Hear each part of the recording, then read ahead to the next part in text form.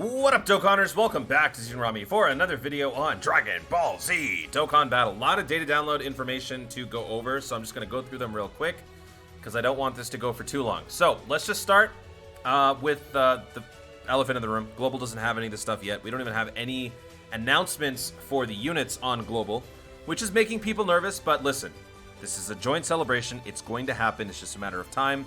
This is a very unorthodox celebration in terms of the timeline. Of all things, Golden Week is happening at the same time. It's very out of place because Global's Golden Week is in November.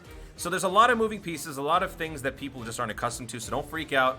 Don't worry. Global's still getting the good stuff. As far as how much of it we're getting, that's still to be determined because we have no indication of what's coming up.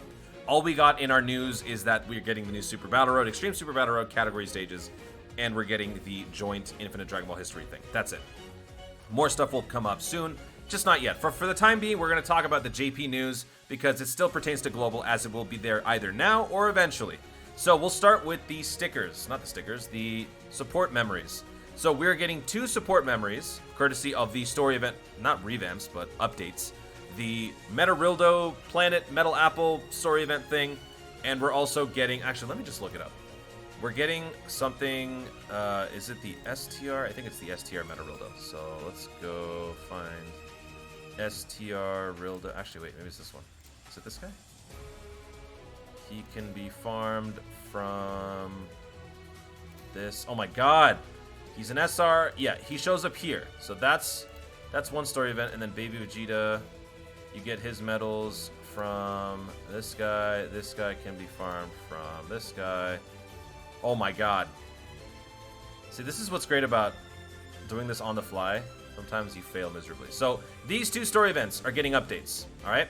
And with these updates, we're getting support memories for these 2 story events. And in the, oh, there you go. Space Traveling Warriors is the category needed for this. That's awesome. And then for this one, it's Corroded Body and Mind. Oh yeah, let me just say, fun fact. You guys might have wondered why I've been saying Corroded Artery, which isn't even right. I think it's Carotid Artery or something like that. The reason why I've been saying that is because from The Office, Michael Scott says Corroded Artery, and I internalized that to the point where I think that's actually what it is. Anyway, we're getting support memories, Para Para Brothers, and the Bulla Going Shopping. So let's go over both. I don't have it on text. I did write it down from Garesh's translations.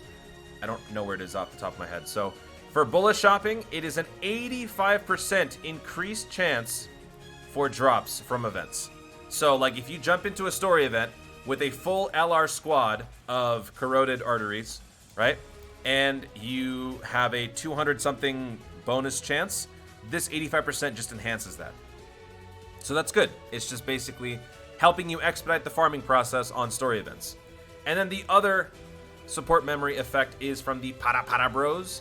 For this one, after 3 turns from the start of the battle, if your HP is 80% or higher, you seal all super attacks for 1 turn.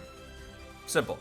All right, now let's move on to the next thing. These are the stickers. So we're getting some stickers. The reason why I'm pointing this out is because I was originally going to complain about how kind of lame these are, which they really are, right? Like they're just animating the little dynamic lines on the super attacks or on the card art, which makes sense.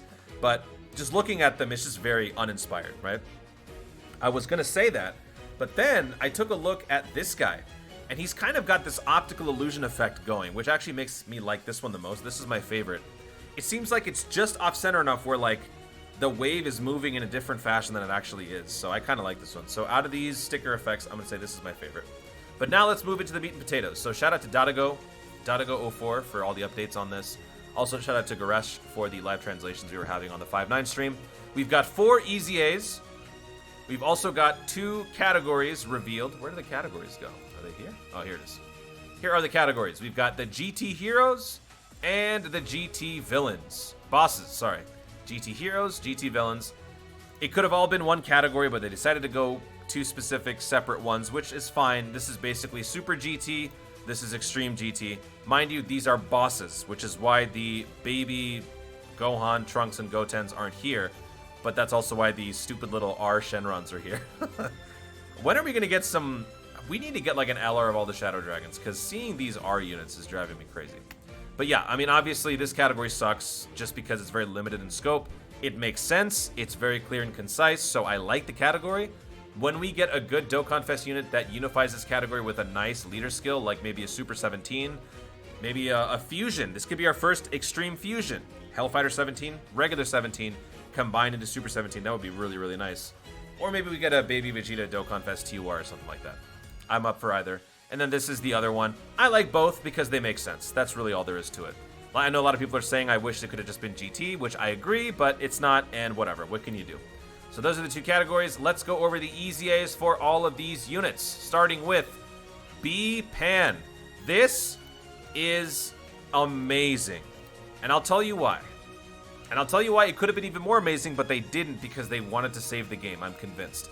So now, instead of recovering 3333, she now recovers 5555 HP per key sphere of a character's type.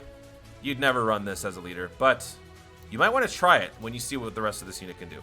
Causes Colossal with a medium chance to stun, so she gained a 5% extra chance to stun after this, which is funny because I just realized a chance to stun means 25%. I really thought this was 10%, but apparently it's 25, so she gains 5% more.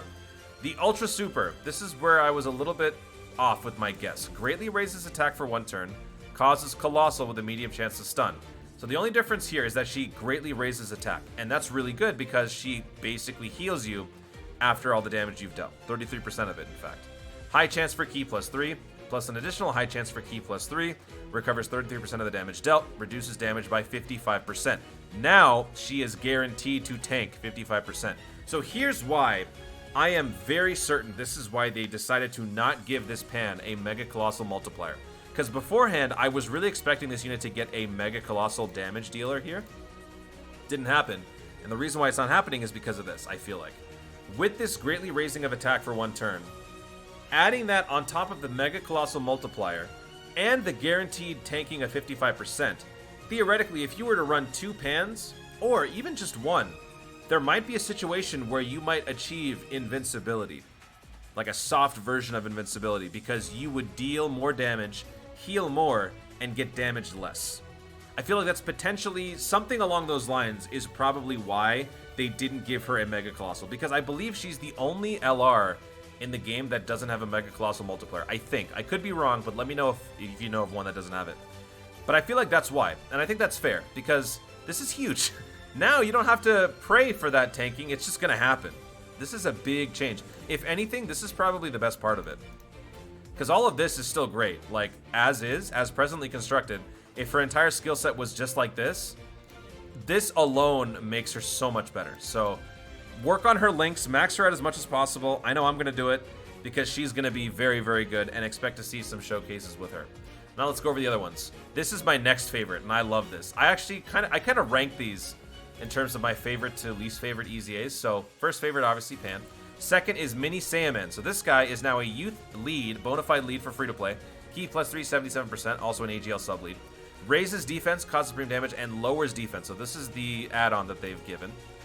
Attack and defense plus 90%, plus an additional attack plus 7%, up to 77.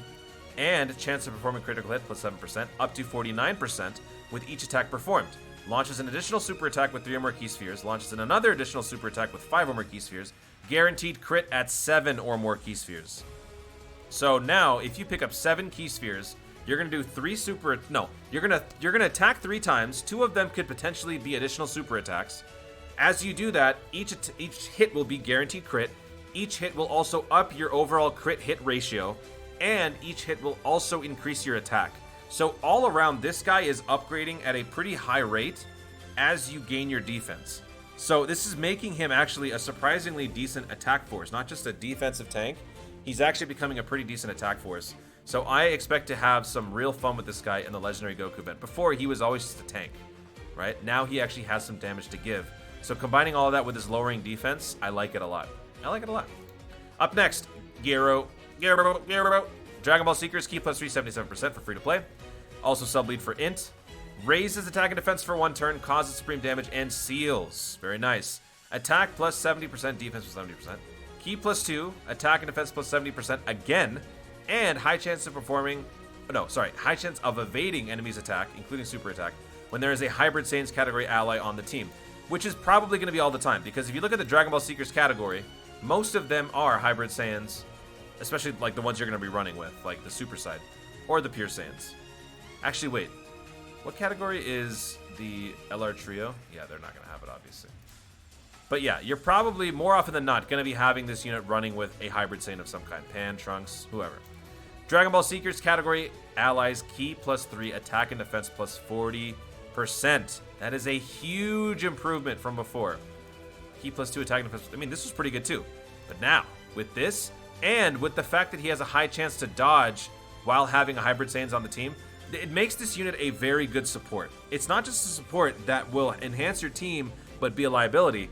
It is a unit that has contingencies. It is not massively. It's raising attack and defense for 1 turn, so there is a chance if you don't dodge, you know, worst case scenario, you're going to get hit, but you'll have raised your defense in the process, and you'll have sealed the enemy, so the attack that you gain is going to be a lot less than it could have been.